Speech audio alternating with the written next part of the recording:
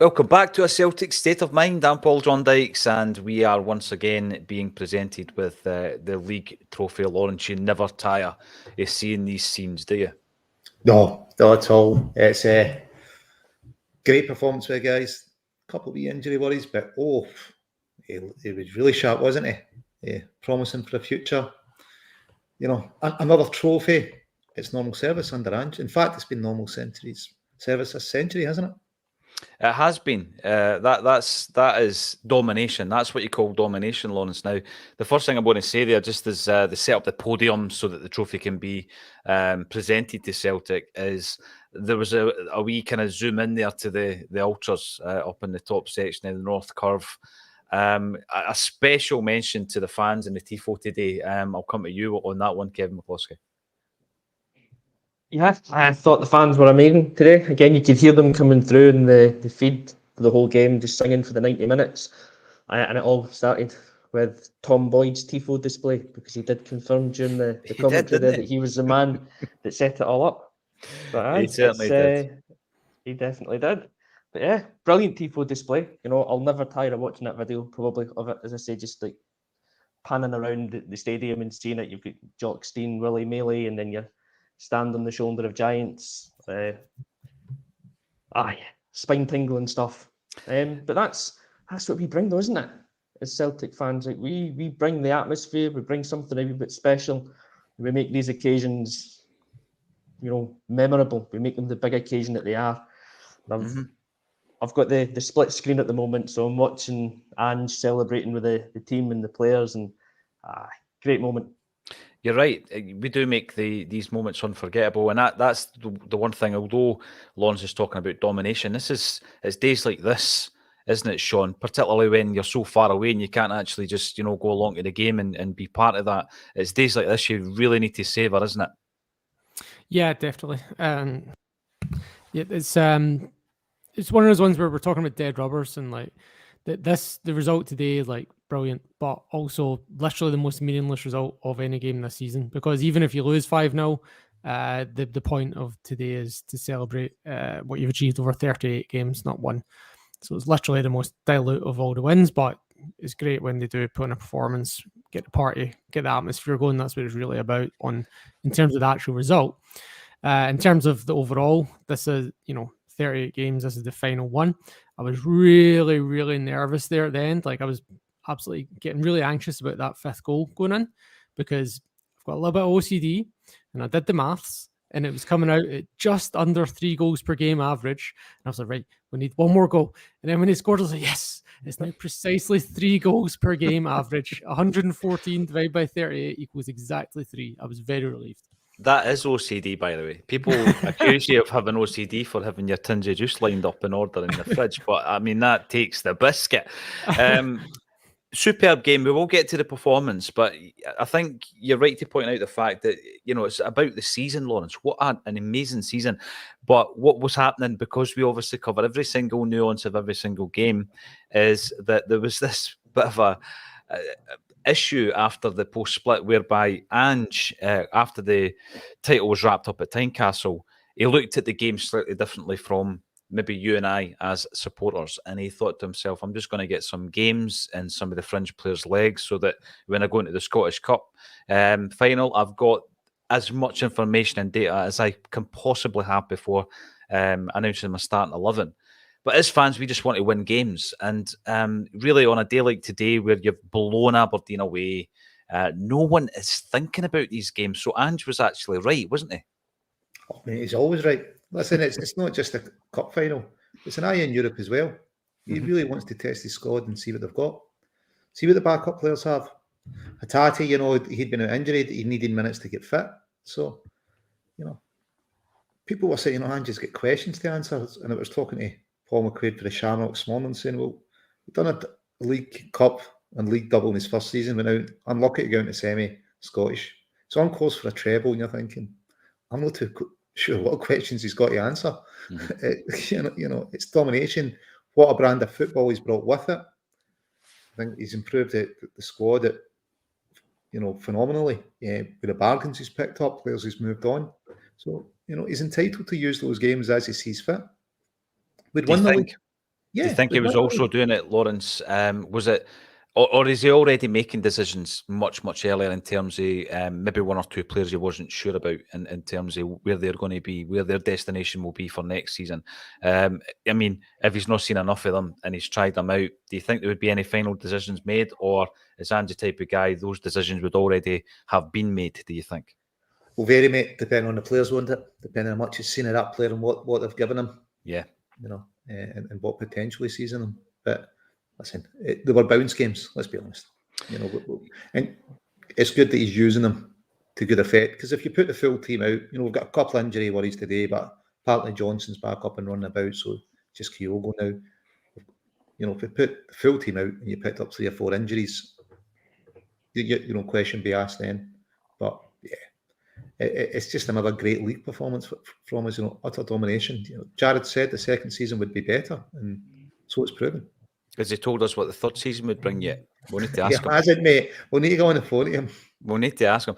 Kevin, as I said before, it's you and I mainly on the post matches, and Lawrence and obviously Laura, and it's great to get Sean on regularly as well.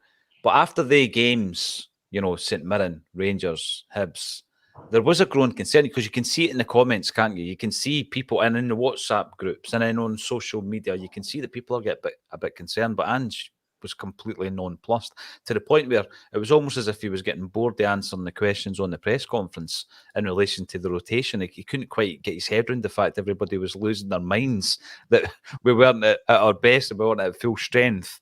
But with hindsight now, sitting here having demolished Aberdeen, and not just that the scoreline, but the performance, Kevin. The performance was kind of like vintage Ange, wasn't it? You kind of think to yourself, we shouldn't really doubt the man. Well, we should know better by now than to doubt him. He's really put a foot wrong in the last 2 seasons.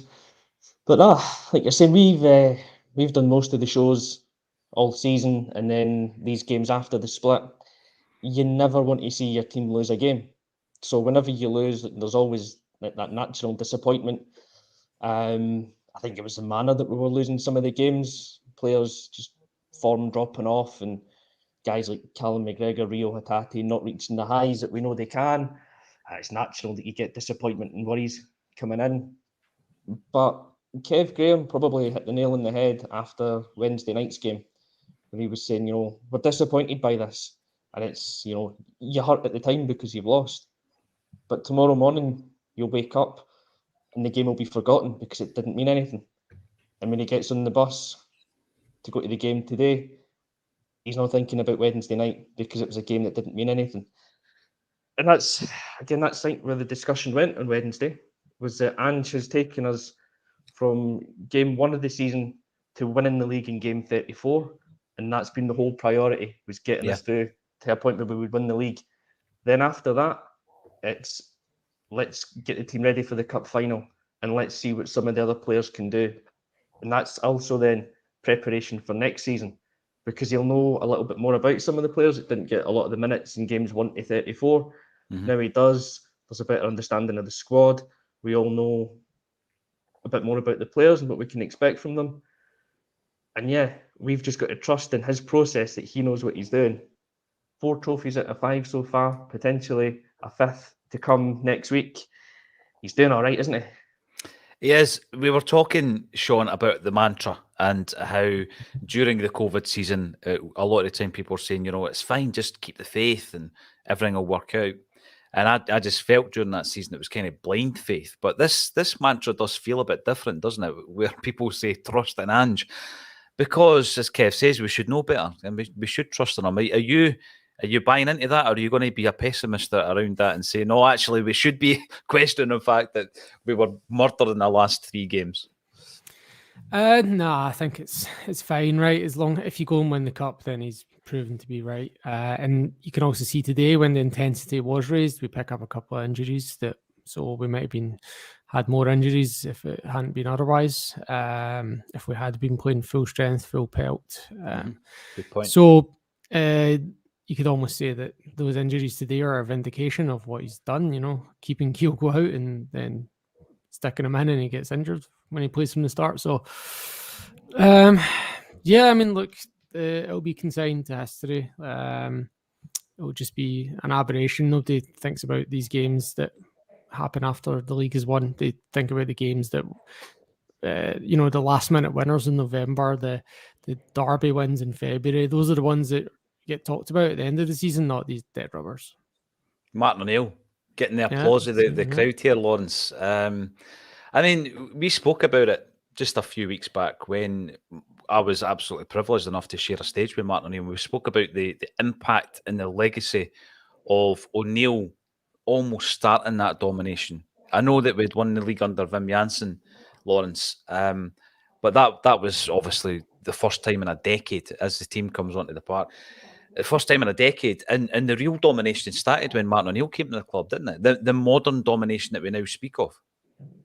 Yeah, well, for me, it goes back to Fergus building a stadium with Tommy, because at that point, cheating went into hyper mode, which eventually led to liquidation.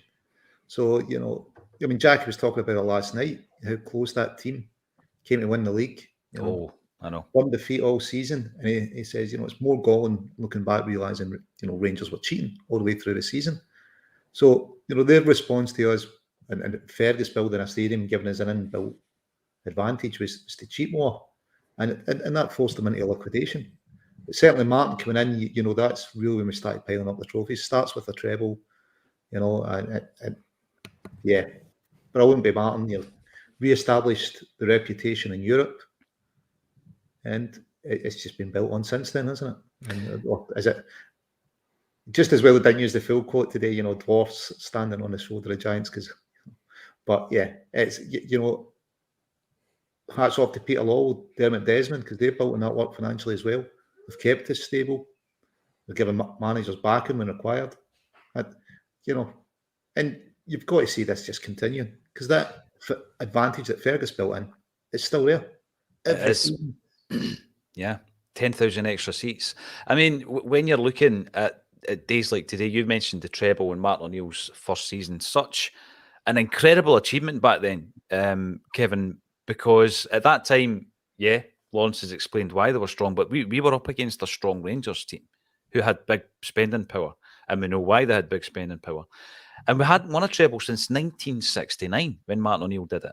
And now we're talking about another treble. Not only are we talking about another treble, Kev, we're talking about a world record amount of trebles as a club, but also a world record in terms of the players as well, such as Callum McGregor. No one on the planet has won as many trebles as that man if we win the treble. Quick question, one of you guys or somebody in the comments might want to answer. Is Jamesy Forrest, is he on the same amount of trebles as Callum? He will be, sure. Yeah, he will be. Yeah. Unless he missed so many games within a tournament, he didn't get a medal. I'm guessing he's won the same amount of trebles as Callum. I can't remember the rules for cup final medals, but I think you only have to have played at any point in the run to the final to get the medal. Yeah. So we've actually got Jamesy and Callum going to win a fifth. That's just unbelievable. We're in special times, Kev. It's unreal when you think about it. Because he said, what was it? 1969 was it? Yeah. The previous treble before O'Neill came in. Mm-hmm. And yeah, we're so blessed at the moment. I don't know if there's another word to describe it, but that's exactly what we are just now. That we've seen so many in such a short space of time, but just in our lifetime. It's unreal, and you don't take it for granted. Any of this, every single one of them means more than the one before, because they are so difficult to win. We've just been utterly relentless in the last since the turn of the century. As Lawrence said, this is our 17th title in 23 years. Right, that's a level of domination that I don't think anyone's ever done that before. I don't think we would have won 17 titles in 23 years when we did the initial 9 in a row kind of thing. I think we've done it the right way as well, Kev. Going back to what Lawrence said, we've done it the right way. We've built it on solid foundations. Exactly, and you've got to go back to Fergus for that. I think we've spoken about this before as well. Every success we have from day one of him coming in to wherever in the future, it's all down to him, because he's the man that had the vision. He built the big stadium when no one else thought we could fill it out. When we were getting 15, 20,000, we were at Hampden, we couldn't fill it. Fergus put an extra 10,000 seats in, and we've we've grown massively as a club. Everything's down to him. O'Neill coming in, what was that, 25-point gap or something like that? He had to That's turn right. around from the season before, something Yeah. like that, against a side that was financially doped, and he had to do it the right way, and he did. It's unreal. It really is. You know, I remember. We just I finished paying remember off saying- that loan now for that season. What Did the season was co-op- that? No idea. Sorry. The Martin O'Neill season. I think we just finished this season paying off that loan that paid for those transfers in 2000 and 2001. Well, at least we paid it. At least we paid it. There's no a face painter waiting to get his £43 of fares. We've It's how paid our much it loans. was. By the way, I'm just like everybody else. I'm watching the scenes, and I'm actually quite gutted that at the moment live, I've not been able to hear what Anne just said.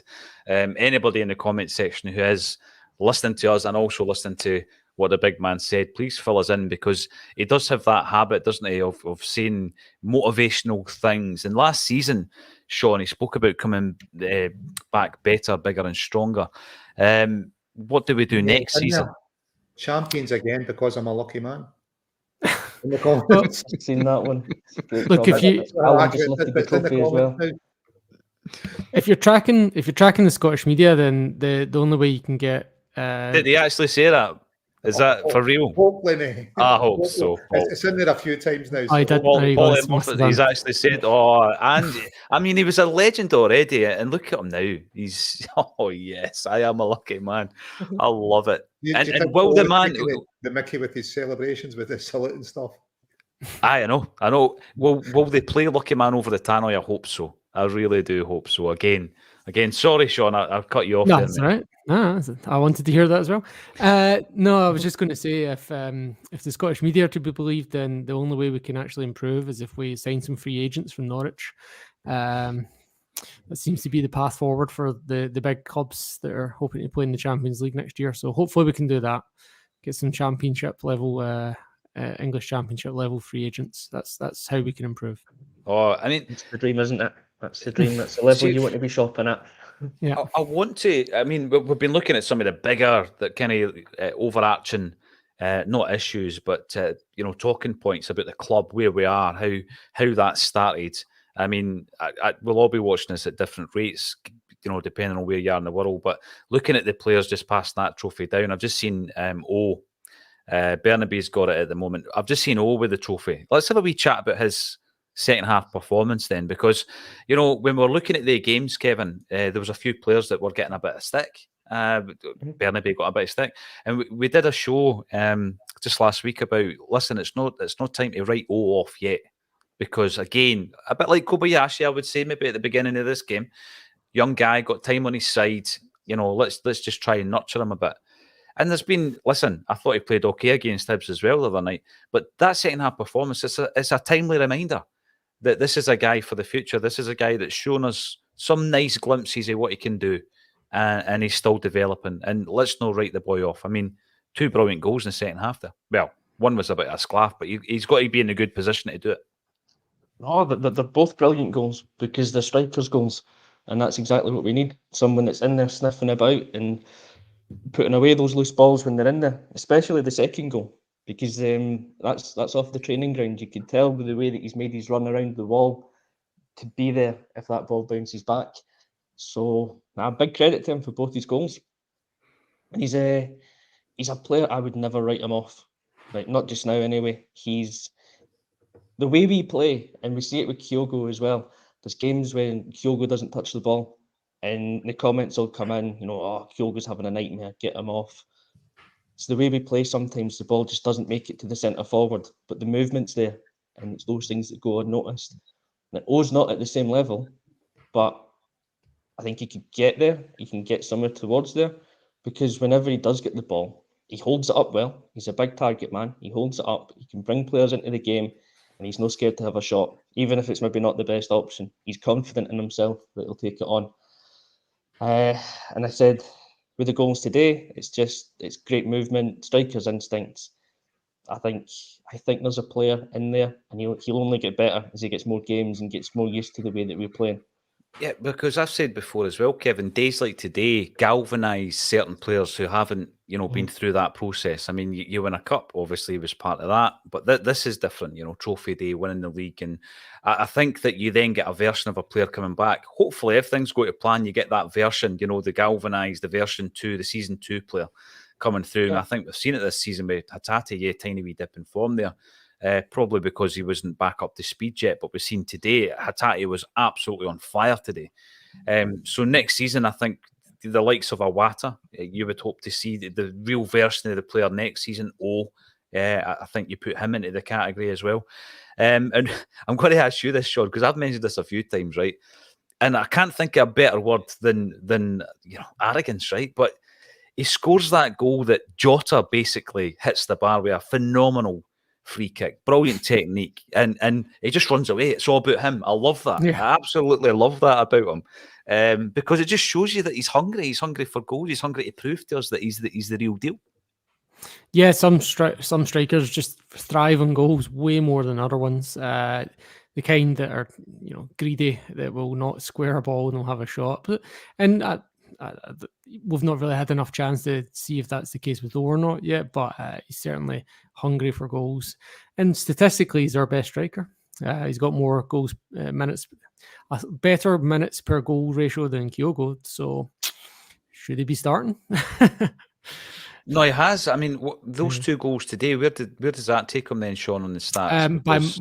Roughly like back of a 7 or 8 cigarette goals. packet is 7 goals, 80, which is a goal every 80 minutes, 80, and Kyogo's on every 95. Yeah, because I read the stat calculations. because he was beating Giakoumakis, wasn't he, in that stat? I did read that. So, no, tremendous. And again, what I've just seen there, Lawrence, is just shows you how special days like today are, because I don't think we're as bad as the EPL for getting the phones out to film celebrations and all that, but we've just seen players now filming the fans singing "Walk On," and it just shows you that coming together. The Holy Trinity, it's sometimes called, the fans, the players, the management. It does feel like we've got that at the moment, Lawrence. Yeah, definitely. I suppose you had it first season under Rodgers, you had it under Strachan, where we get 2 last 16s. Things are definitely coming together. We get a cup final, a world record treble that's not just a world record in Scotland. So yeah, it's all looking good just now. Kyogo, he's walking about. It doesn't look as if he's going to be out if he's walking about, and Johnson's going about as well. So absolutely cracking. I'd like to say we've probably been a bit underestimated the refs this season. It's a hard job, and we all thought, once the league was over, they'd maybe give a penalty against Rangers, but we underestimated them, and they've managed not to. Because they were going for 55. I think the point that Sean made, Kevin, was very interesting. When we're talking about that drop-off in intensity and performance, and indeed results over the 3 games that no one enjoyed watching, because we're getting so used to watching Celtic perform better. But when you up that intensity, you also up the risk of a guy like Kyogo getting injured, or someone like Johnson perhaps having a reoccurrence of an injury. So again, it underlines just what Ange is all about, doesn't it? That's exactly. No, it's as I say, from the fan perspective, you just want to win every game, and you want to see the strongest team going out and playing and winning. It's only with hindsight, I think, that you look back and you go, nah, you've got to trust the manager. Ange knows what he's doing. He's picking certain teams for certain games for a reason. And I hadn't actually thought about it in the way that Sean's described it, but I think, thinking about it, it makes a lot of sense.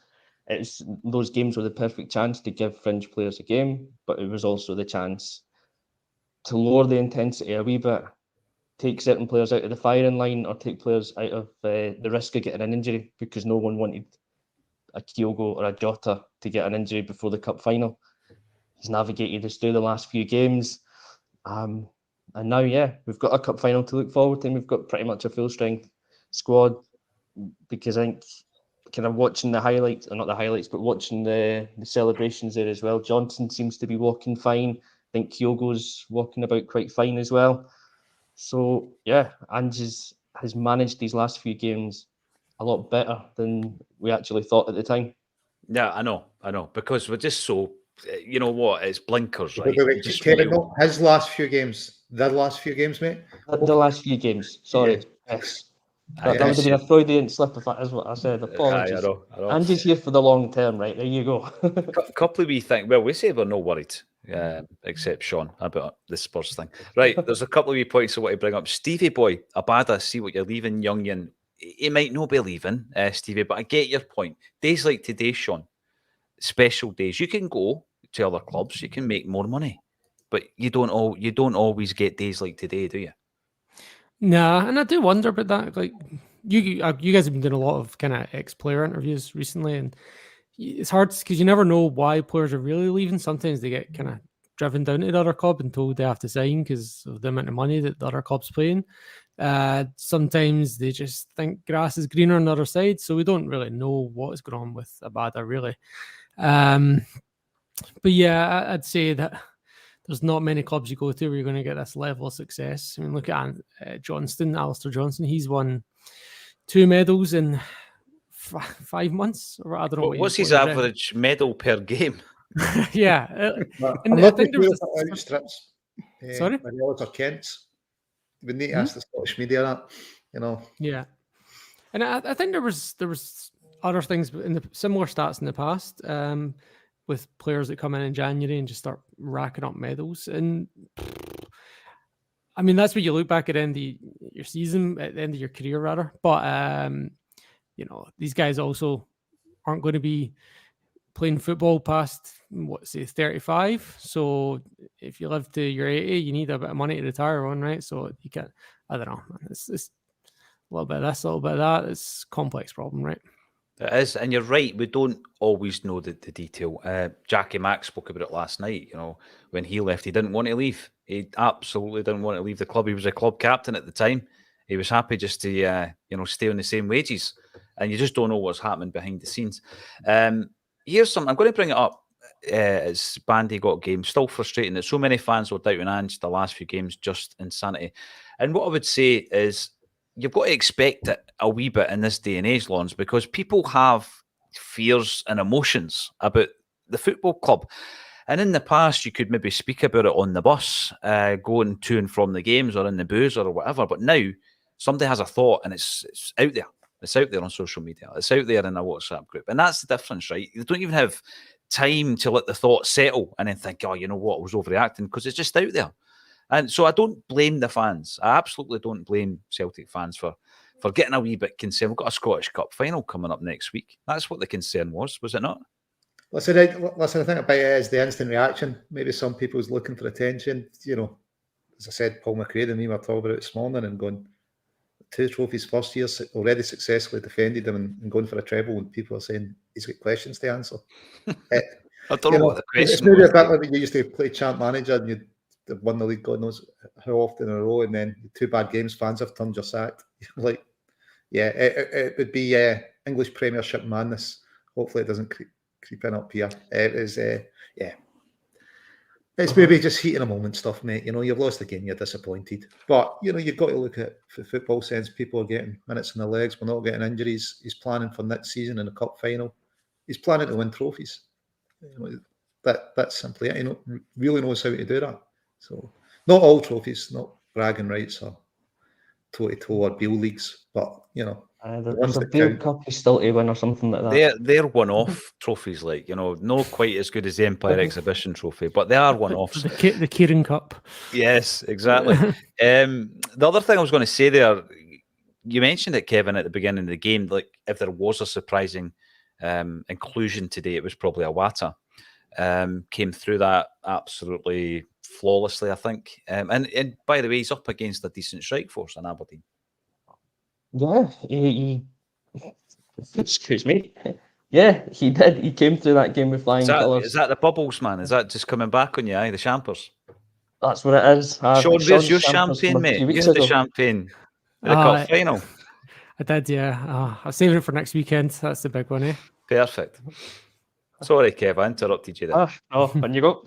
Aye, but yeah, Iwata, he was really good today. Yeah, up against Duke, who I think he's got 18 goals or something, 16, 18 goals this season. So he's a proper threat, good player. he handled everything. I thought Starfelt as well was pretty good. Not that the back line really had much to do, but everything they did have to do, they did it well. Iwata's kind of midfield background showed as well, because he was so like calm and composed in the ball, helping us bring it out from the back. So maybe that's us having that wee bit of ignorance about him and not knowing that much about his previous career in Japan. He might actually be really suited to being a ball playing centre back for us, and just another option that we can have. And looking to the cup final now, you'd be pretty confident to have him in the centre back, because he's come through a test today.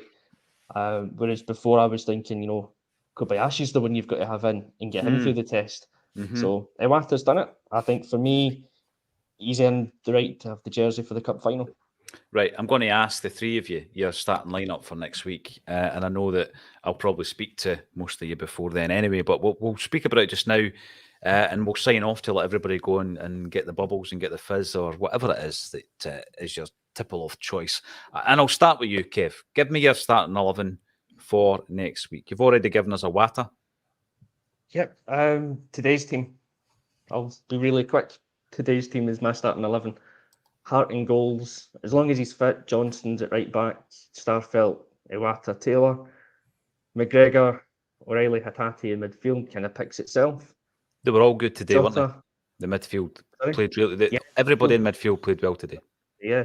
I think Sean had mentioned at half-time about the passing being back. It was at the levels it was at the start of the season. So today was a real return to form from everyone in the midfield. Jota's got to play in the wing. I think if Abada is fit, I'd play him, because I thought he was really dangerous in the first 45 minutes. So I'm not sure what his injury was, but if he's fit, for me, I would play him. And Kyogo, well, what is he? 33 goals for the season, something like that now. I can leave him out. So, that's the team. Today's starting 11 for me. We should start the final. And of course, Kyogo likes a double in a cup final, doesn't he? So Maeda then gets sent off against Hibs in a so-called meaningless game, Lawrence, and potentially loses his place in the final because Abada comes in and plays a right good 45. What about your starting 11, Lawrence Conley? Maeda in for Abada. Apart from that would be the only change from today. I can understand why that would be the case. So what about yourself? Maeda just gives us so much. Abada, decent first half, but I don't know why he's went off. But yeah, I think Maeda just adds a lot more to the team. And yeah, Maeda in for Abada. Apart from that, everyone else starts. As is. What about yourself, Sean? Any shockers? Are you going to throw in any grenades? I almost answered there when you said Lawrence Connolly, because I just heard the surname just triggered me. No, same as Lawrence, Maeda and for Abada. I think Abada looked like he pulled up after about 35 minutes when he was chasing a ball over the top. I noticed it, and then he kind of pulled out a sprint after that as well. So I feel like he's probably not going to be 100%. Might make the bench. I noticed the sprint. I never noticed him pulling up, but I did notice he pulled out the sprint a wee bit earlier than you would have expected. So yeah, that will be in. Both teams, to be fair, I think would work. I'm feeling a lot more confident. I wasn't lacking confidence, but I'm feeling a lot more confident, and in particular with Iwata, I'm delighted that O came on and scored another couple of goals. We had a request when we wrapped up the league at Tynecastle. We had a request to play our hit single, "The Glory and the Dream," that was in the charts. Before we go, remember we've got a cup final tomorrow. We do have a cup final tomorrow. Are you going to the game? I think I will, mate. Yeah, I think there's going to be about 4,000 Celtic fans there. So I'm hearing Celtic sold about 4,000. Incredible. Yeah, good. So one last thing about the women's team then. The last day. I was talking last night about it to a few people about the women's game, and what I would say is that it's something that Celtic can't just play at this, right? Because what we've proven in the last two games at Celtic Park is the incredible level of interest that you can have in the women's game. I think that what a season it was, and I've already mentioned the fact that when we were going for that title, no one cared if it was men's or women's football. They just wanted Celtic to win the league. Would you agree with that, Lawrence? Would you agree with that, guys? Totally. The atmosphere in the stadium was electric. And yeah, when we thought Rangers had done us a favour, the cheering up, it was, and then obviously, yeah, a bit of heartbreak at the end. But Yeah. no one cared, we were looking at Natasha Flint, Kit up front, Jacinta, they play for Celtic. We want to bring a trophy home. And hopefully it's tomorrow they do. Well, I hope they do. And I also hope that the club gets the proper backing into the women's team, because obviously the figures don't stack up when you compare them to Rangers and Glasgow City. So that's something I think that needs to improve on next season as well, and we'll keep banging a drum for the women's team. And Alan Robertson it came in at Tynecastle, said go and play the Glory and the Dream for us just to sign it off for the day, and we're going to do exactly the same today. Thanks everybody for getting involved across all 3 streams. Brilliant performance, 5-0. We'll be back on Monday, and thank you to the 2 Conleys, Lawrence and Sean, and also to my post-match compadre Kevin McCluskey for joining me on A Celtic State of Mind. Nice one. Cheers, Paul.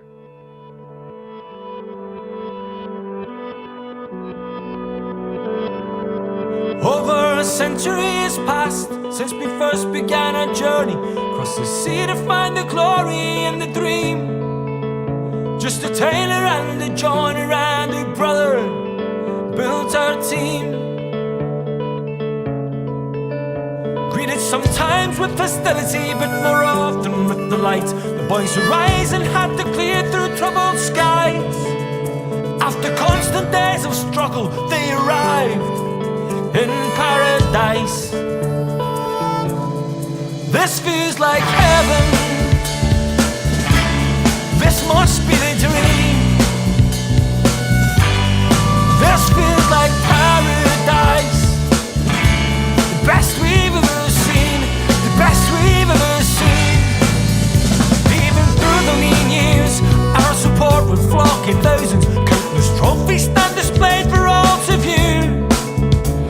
By side, brothers, sisters, we're united, and our children do the same. This feels like heaven. This must be the dream. This feels like paradise. The best we've ever seen. The best we've ever seen.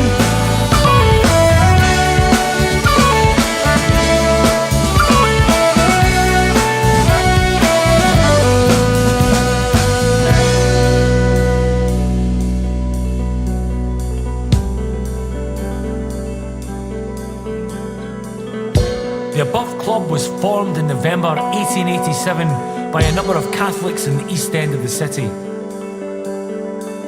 The main objective of the club is to supply the East End conferences of the St Vincent de Paul Society to support those in the missions of St Mary's, Sacred Heart and St Michael's. Many cases of sheer poverty are left unaided through lack of means. A football club will be formed for the maintenance of the dinner tables of our needy children.